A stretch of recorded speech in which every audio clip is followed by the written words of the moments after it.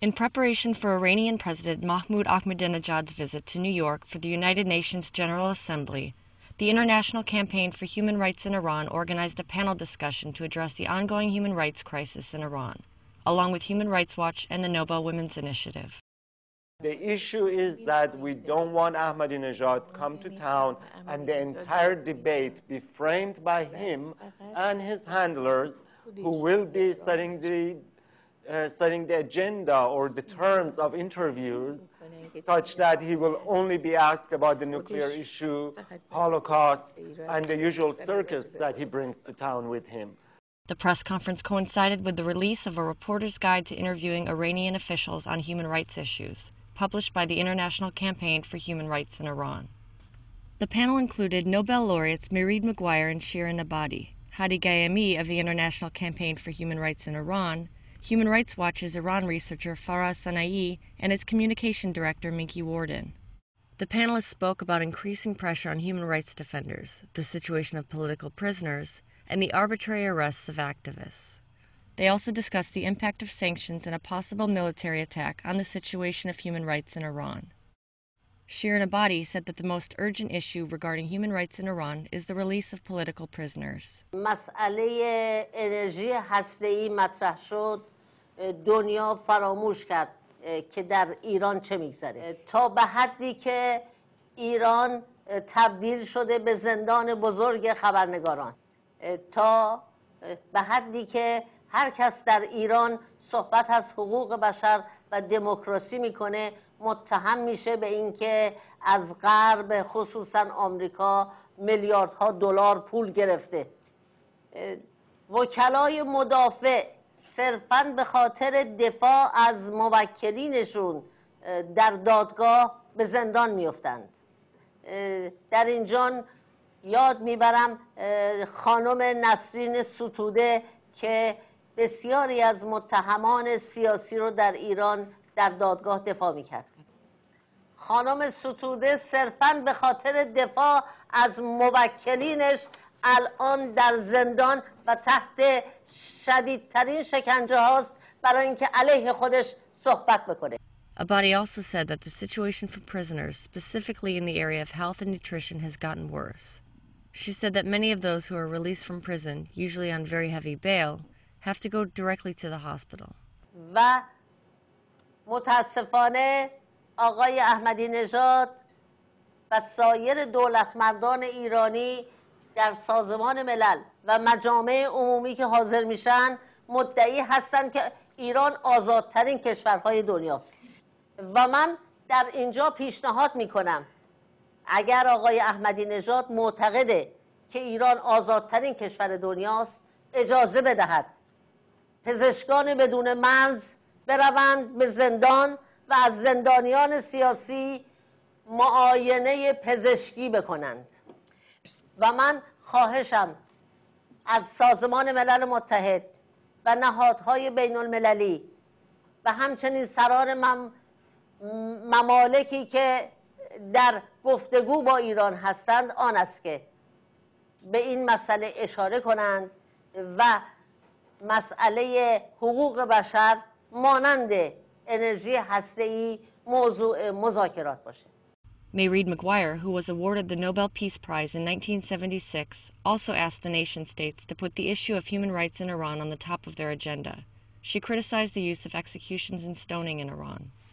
Now, this kind of punishment and cruelty is quite barbaric.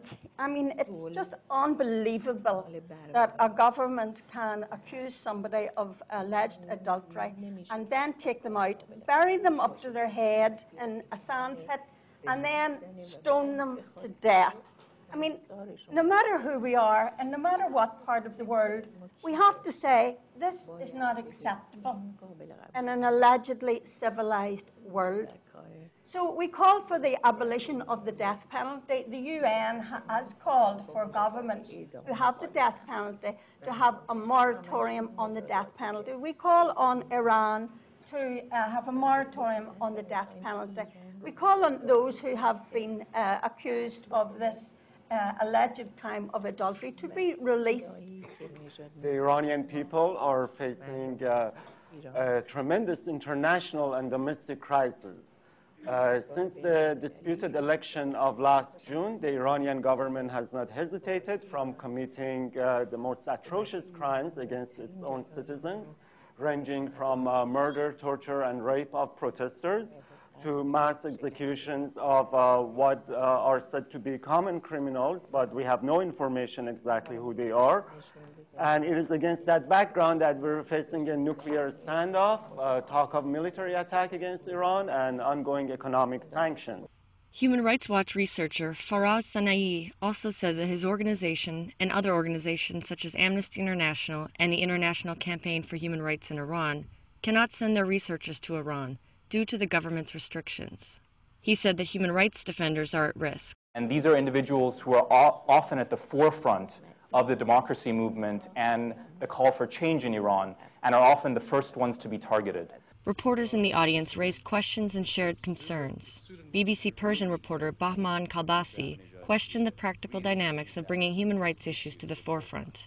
The question that comes to mind is that today you're calling for both media to pay attention, not be distracted by nuclear disagreements, and ask the right question. You're also asking the governments to prioritize and talk about human rights. But really, when it comes down to it, both of those institutions, the governments and the media, are really worried and care for their own interest and their constituency. What actions are you taking, concrete actions, in the week that is coming, that Mr. Ahmadinejad is here, that really brings this issue to the forefront? But certainly what we're doing here right now is raising awareness, making arguments, and giving reason why in the upcoming week the focus of both governments and media should be on human rights.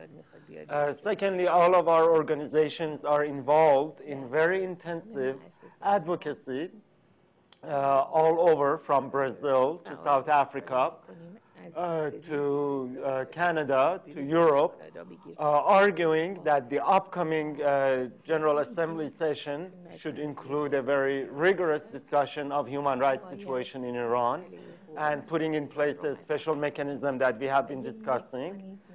And of course, by just disseminating information, raising awareness, and meeting with various governments, all these organizations will continue to make this argument.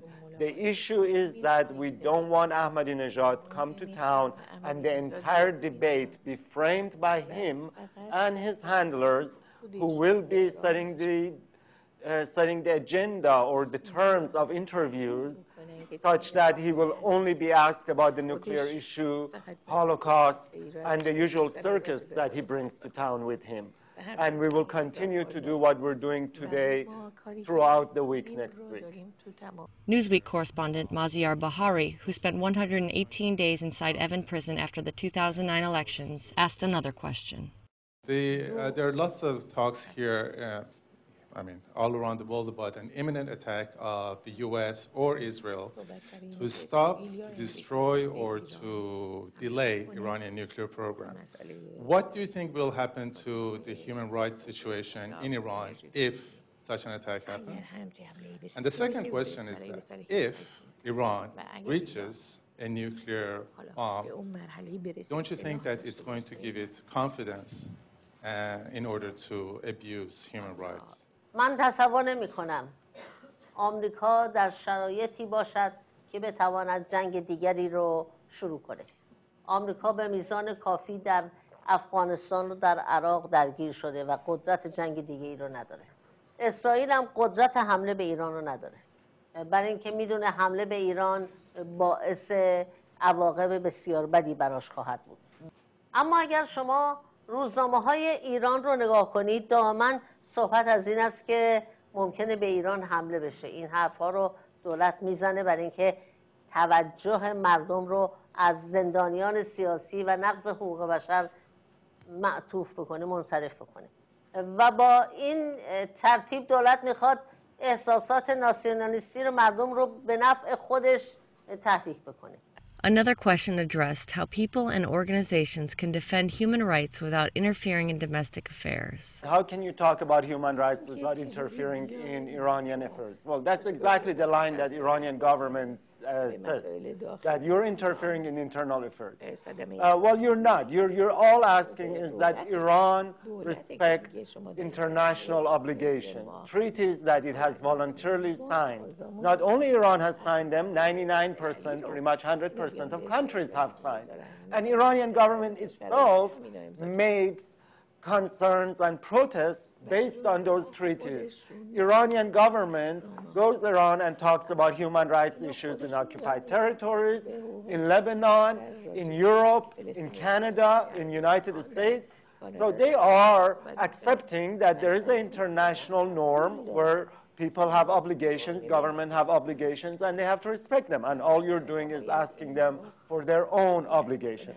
Secondly, interacting with Iranian activists is not as dangerous as you may have said. It is true that Nasrin Sotoudeh is in jail, Ahmad Qabel is in jail, but they and many other people continue to speak out, to want the outside world to know. They want your organization to know about their plight, and they want to provide information, and they're willing to put up with the dangers of it.